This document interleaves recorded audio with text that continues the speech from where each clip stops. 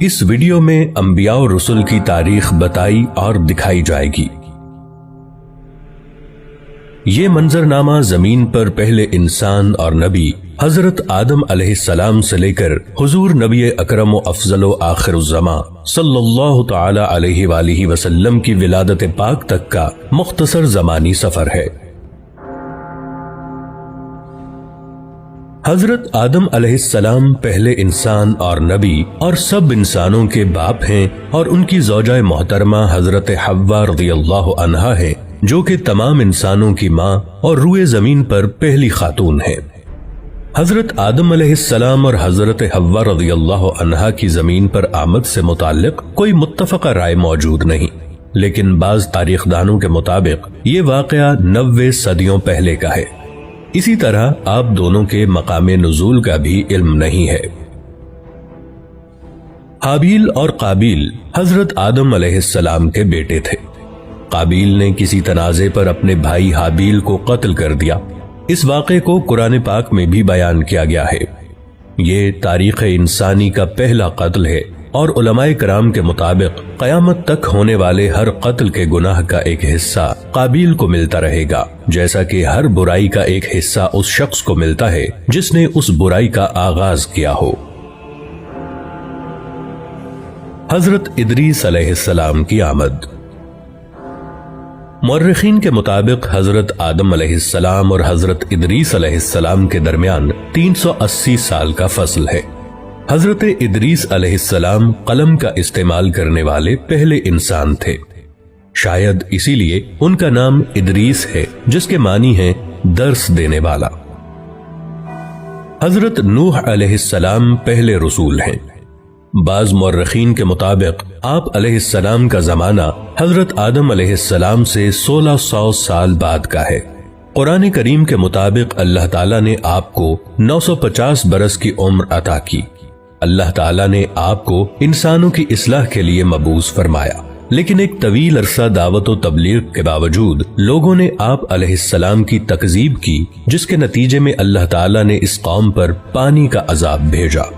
غالباً یہ پہلا عذاب ہے جو زمین پر اللہ پاک کی طرف سے بھیجا گیا، جس سے اس وقت تک کے سارے انسان مارے گئے، سوائے ان کے جو آپ علیہ السلام پر ایمان لا چکے تھے اور آپ علیہ السلام کے ساتھ اس کشتی میں سوار تھے جو آپ نے اللہ تعالیٰ کے حکم اور مدد سے تیار کی تھی۔ لیکن یہ چند ہی لوگ تھے۔ اس واقعے کے بعد نسل انسانی حضرت نوح علیہ السلام کے 3 بیٹوں سے آگے چلی، اسی لیے آپ علیہ السلام کو آدم ثانی بھی کہا جاتا ہے۔ آپ علیہ السلام کے بیٹوں کے نام سام، حام اور یافس تھے۔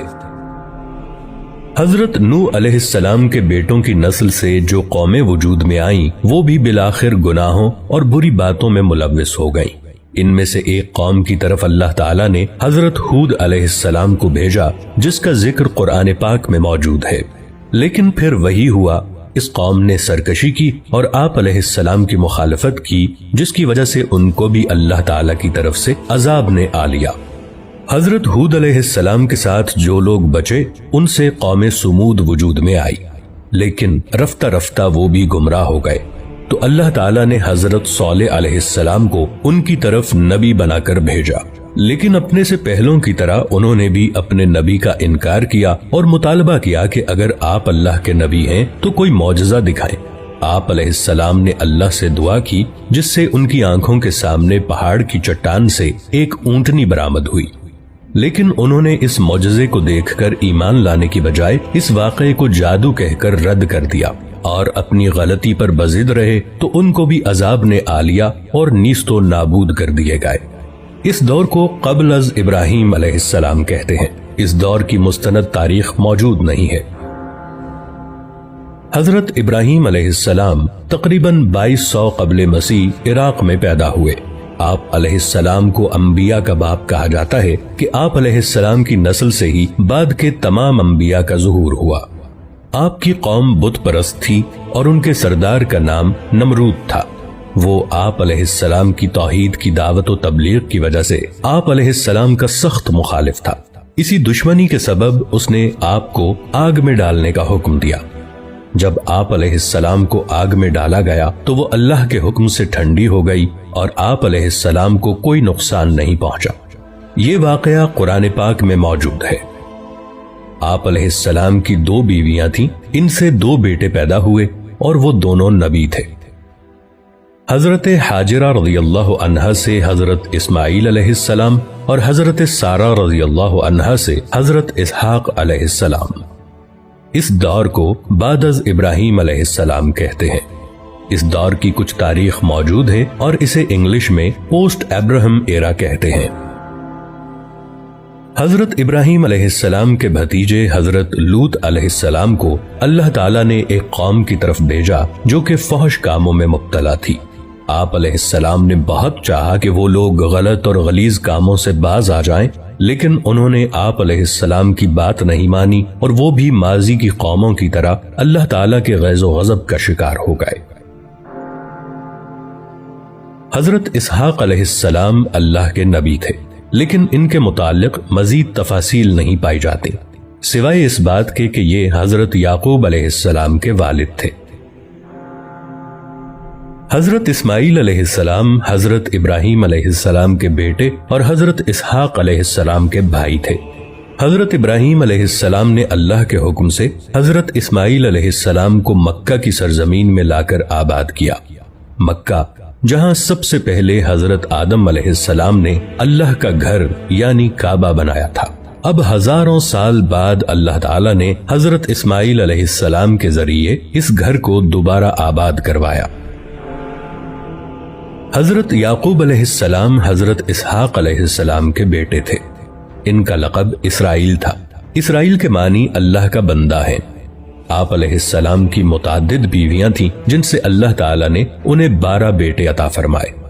یہی لوگ اور ان کے بعد آنے والی ان کی نسل بنی اسرائیل کہلاتی ہے، یعنی اسرائیل کی اولاد۔ بعد میں یہی لوگ اپنے آپ کو یہود یا یہودی کہنے لگے، کیونکہ ان 12 میں سے سب سے بڑے بھائی کا نام یہودا تھا۔ یہ لوگ اپنے آبائی ملک عراق سے ہجرت کر کے فلسطین آ گئے تھے۔ انہی میں سے عیسائی بنے جو کہ اپنی نسبت حضرت عیسیٰ علیہ السلام سے منسوب کرتے ہیں۔ انہی لوگوں کو قرآن مجید کی اصطلاح میں اہل کتاب کہا جاتا ہے۔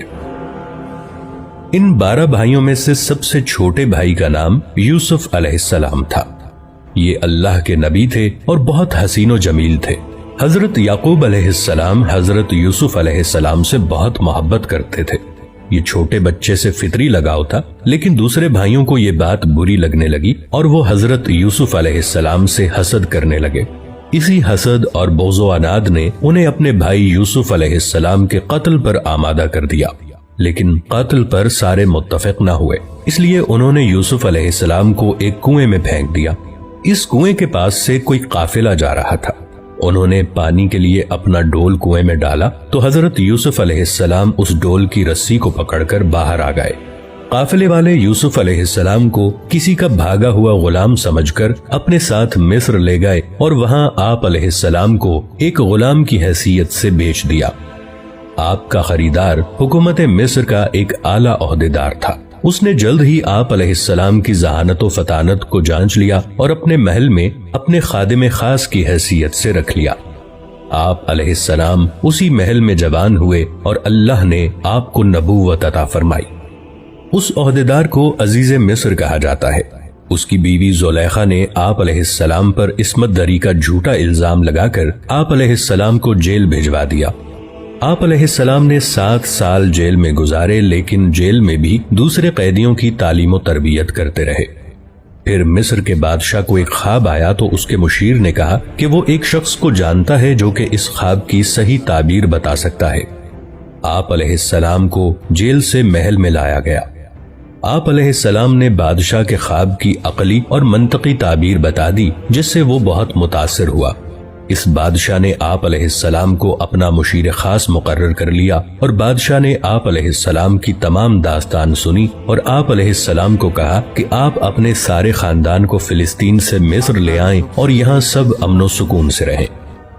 آپ علیہ السلام نے اپنے سارے کنبے بشمول والد صاحب حضرت یعقوب علیہ السلام کو اپنے پاس مصر بلوا لیا۔ آپ علیہ السلام کے بھائی اپنے کیے پر بہت نادم ہوئے اور توبہ کی۔ اس طرح بنی اسرائیل فلسطین سے مصر پہنچ گئے۔ قرآن کریم کی سورہ یوسف میں اس واقعے کا تفصیلی ذکر موجود ہے۔ تاریخی اندازوں کے مطابق بنی اسرائیل مصر میں 2 صدیوں تک رہے۔ اس عرصے میں ان 12 بھائیوں کی نسل لاکھوں کی تعداد کو پہنچ گئی، لیکن پھر مصر میں بادشاہت تبدیل ہو گئی۔ نئی حکومت نے ان سے مراد چھین لی اور انہیں اپنا غلام بنا لیا۔ یہ بنی اسرائیل کی قید یعنی کیپٹیوٹی کا دور تھا۔ مصری جو اپنے آپ کو قبطی کہتے تھے، ان سے جبری مزدوری کرواتے اور ان پر بہت ظلم و ستم کرتے۔ حضرت یوسف علیہ السلام کے تقریباً 200 سال کے بعد اللہ تعالیٰ نے ان کو اس قید سے نجات دلوانے کے لیے انہی میں سے حضرت موسیٰ علیہ السلام اور آپ کے بھائی حضرت ہارون علیہ السلام کو نبوت عطا فرمائی کہ وہ اپنی قوم یعنی بنی اسرائیل کو مصریوں کی قید سے آزادی دلوا کر واپس انہیں فلسطین میں لا کر آباد کریں۔ مصر پر فرعون کی حکومت تھی۔ حضرت موسیٰ علیہ السلام نے اسے ایمان کی دعوت دی اور کہا کہ وہ بنی اسرائیل کو آزاد کر دے، لیکن فرعون نے انکار کر دیا۔ اللہ تعالیٰ نے حضرت موسیٰ علیہ السلام کو حکم دیا کہ وہ اپنی قوم کو لے کر فلسطین کی طرف نکلیں۔ آپ علیہ السلام بحکم خداوندی اپنی قوم کو لے کر نکلے تو فرعون نے بھی اپنے لاؤ لشکر کے ساتھ آپ علیہ السلام کا تعاقب کیا۔ سمندر کے کنارے پہنچ کر آپ علیہ السلام نے اللہ سے عرض کی کہ اب کیا کروں؟ اللہ نے حکم دیا کہ اے موسیٰ علیہ السلام اپنا عصا سمندر کے پانی پر ماریں تو سمندر آپ کو خشکی کا راستہ دے گا۔ آپ علیہ السلام نے ایسا ہی کیا تو یکا یک سمندر کا پانی 2 دیواروں کی طرح الگ الگ کھڑا ہو گیا اور آپ علیہ السلام اپنی قوم کو لے کر وہاں سے نکل گئے۔ آپ علیہ السلام کے پیچھے فرعون نے بھی کوشش کی کہ وہ بھی اسی راستے سے آپ علیہ السلام کا تعاقب کرے، لیکن اللہ کے حکم سے سمندر واپس مل گیا اور اس طرح فرعون اور اس کا سارا لشکر غرق ہو گیا۔ یہ حضرت موسیٰ علیہ السلام کا معجزہ ہے جس کا ذکر قرآن پاک میں موجود ہے، اور یہ اتنا بڑا واقعہ بنی اسرائیل کی آنکھوں کے سامنے وقوع پذیر ہوا۔ قرین قیاس بتاتے ہیں کہ سمندر عبور کرنے کا یہ معجزہ بحر احمر کی مشرقی نہر، جسے اب نہر سویز کہا جاتا ہے، میں پیش آیا ہوگا۔ سمندر کے اس پار صحرائے سینا اور اسی صحرا کے ایک کونے میں کوہ طور ہے، جہاں اللہ تعالیٰ نے آپ علیہ السلام کو رسالت و کتاب سے نوازا۔ آپ علیہ السلام کی کتاب کا نام تورات ہے۔ اللہ تعالیٰ نے آپ علیہ السلام کو بنی اسرائیل کی ہدایت و رہنمائی کا حکم دیا اور فرمایا کہ اے موسیٰ علیہ السلام، ہم نے آپ کی قوم کو باقی سب اقوام پر فضیلت دی ہے۔ جب تک یہ اس کتاب یعنی تورات کو مضبوطی سے تھامے رہیں گے، میں ان کو اپنی طرف سے نعمتوں اور رحمتوں سے نوازتا رہوں گا۔ لیکن بنی اسرائیل نے حضرت موسیٰ علیہ السلام کو تنگ کرنا شروع کر دیا۔ یہ لوگ آپ علیہ السلام کی نافرمانی کرتے اور بے ادبی سے پیش آتے اور تورات کی حکم عدولی کرتے۔ حضرت موسیٰ علیہ السلام ان سے بہت ناراض رہنے لگے، لیکن ان کی تمام شرارتوں کے باوجود اللہ نے ان کو بہت سے انعامات سے نوازا۔ ان کے لیے آسمان سے من و سلوہ کی شکل میں طعام یعنی کھانا نازل کیا اور دھوپ سے بچنے کو بادل کا سایہ عطا فرمایا۔ پینے کو پانی کے 12 چشمے عطا فرمائے کہ کسی طور یہ لوگ نیکی کی روش پر قائم رہیں۔ لیکن نعمتوں اور انعامات کی اس فراوانی سے یہ اور زیادہ باغی اور سرکش ہو گئے۔ پھر حضرت موسیٰ علیہ السلام اور حضرت ہارون علیہ السلام کا انتقال ہو گیا، لیکن اللہ تعالیٰ نے بنی اسرائیل کی ہدایت اور فلاح کا دروازہ بند نہیں کیا، بلکہ ان کے اندر عظیم المرتبت انبیاء کو مبعوث فرمایا، جیسے کہ حضرت داؤد علیہ السلام اور ان کے بیٹے حضرت سلیمان علیہ السلام۔ ان دونوں حضرات کو اللہ تعالیٰ نے عظیم الشان بادشاہت عطا فرمائی کہ تمام جن، چرند، پرند اور ہوائیں ان کے حکم کے تابع کر دی گئی تھیں، اور حضرت داؤد علیہ السلام جب اللہ کی حمد بیان کرتے تو حجر و شجر اور حیوانات حمد باری تعالیٰ پر وجد میں آ جاتے۔ یہ بات بھی قرآن مجید میں بیان کی گئی ہے۔ یہ تقریباً 1400 سال کا دور ہے۔ اس دوران اللہ کریم نے بنی اسرائیل کو بہت سے انبیاء کی صحبت عطا فرمائی۔ کوئی وقت ایسا نہیں گزرا کہ ان کے درمیان کوئی اللہ کا نبی موجود نہ رہا ہو، لیکن ان کی اکثریت فسق و فجور میں ہی مبتلا رہی، اور یہ لوگ اللہ تعالیٰ کی نافرمانیاں کرتے رہے اور اللہ کے انبیاء کو ستاتے رہے، اور کئی نبیوں کو تو انہوں نے قتل کر دیا۔ اللہ تعالیٰ نے ان کے ان بڑے بڑے گناہوں کی وجہ سے ان پر وقتاً فوقتاً عذاب بھی بھیجا، لیکن یہ لوگ سدھر کے نہ دیے۔ جدید تاریخ کی اصطلاح میں اس دور کو دور قبل از مسیح کہا جاتا ہے، اور اسے انگلش میں BC سے لکھا جاتا ہے، یعنی بیفور کرائسٹ، اور اب اور بھی جدید اصطلاح میں اسے CE بھی کہتے ہیں، یعنی کامن ایرا۔ اللہ تعالیٰ نے بنی اسرائیل پر اپنی آخری حجت قائم کرنے کے لیے حضرت عیسیٰ علیہ السلام اور حضرت یحییٰ علیہ السلام کو ان کی طرف واضح نشانیاں دے کر بھیجا۔ حضرت عیسیٰ علیہ السلام حضرت مریم علیہ السلام کے بیٹے تھے، جنہیں اللہ نے معجزانہ طور پر بغیر باپ کے پیدا کیا اور بہت سے معجزات عطا فرمائے، اور آپ علیہ السلام کے ہم اثر حضرت یحییٰ علیہ السلام بھی معجزانہ طریقے سے حضرت زکریا علیہ السلام کے ہاں پیدا ہوئے، جبکہ حضرت زکریا علیہ السلام اور آپ کی بیوی دونوں بہت ضعیف ہو چکے تھے۔ حضرت عیسیٰ علیہ السلام رسول اور حضرت یحییٰ علیہ السلام نبی تھے۔ بقول عیسائی مورخین کے حضرت عیسیٰ علیہ السلام کی ولادت کے دن سے سن عیسوی کا آغاز ہوا، جو کہ اس وقت 2022 چل رہا ہے، یعنی حضرت عیسیٰ علیہ السلام کو پیدا ہوئے 2022 برس ہو چکے ہیں۔ یہاں سے بنی اسرائیل دو قوموں میں تقسیم ہو گئے۔ جو لوگ حضرت عیسیٰ علیہ السلام پر ایمان لائے وہ اپنے آپ کو عیسائی کہنے لگے، اور جو لوگ حضرت عیسیٰ علیہ السلام پر ایمان نہیں لائے وہ یہود ہی رہے۔